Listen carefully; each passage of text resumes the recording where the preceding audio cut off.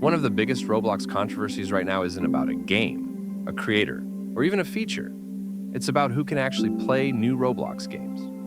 Roblox recently introduced a system that changes how new experiences reach younger audiences.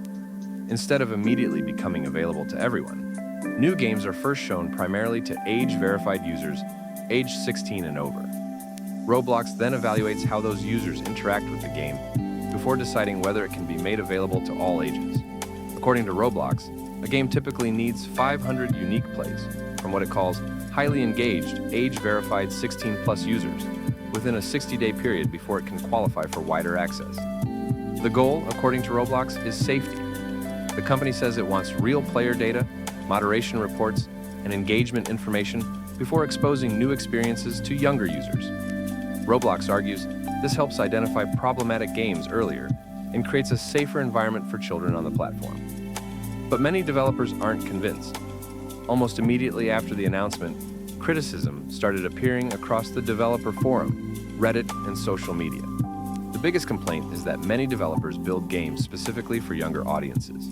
They're now being asked to attract hundreds of older, age-verified players before the people they actually designed the game for can even access it. For large studios, this may not be a huge problem. A major developer can run advertisements, use existing communities, or bring players from previous games. But smaller developers argue they're being put into an impossible situation. Some say they've spent months or even years creating games aimed at children, only to discover that they now need hundreds of highly engaged older players before the game can properly launch.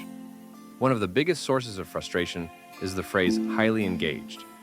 Roblox has explained that it looks at factors such as account age, play history, spending activity, and other signals to determine whether engagement is genuine.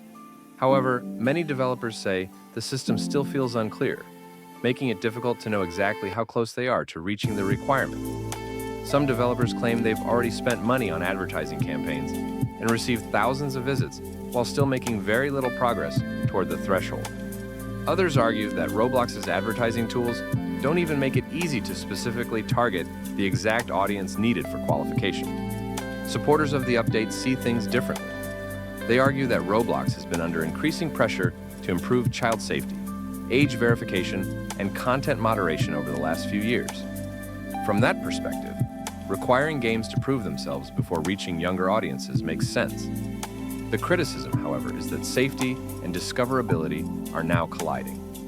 Developers are worried that great games may never reach their intended audience, simply because they can't pass the engagement requirement. Critics say the system could favor established studios, while making it much harder for independent creators to break through.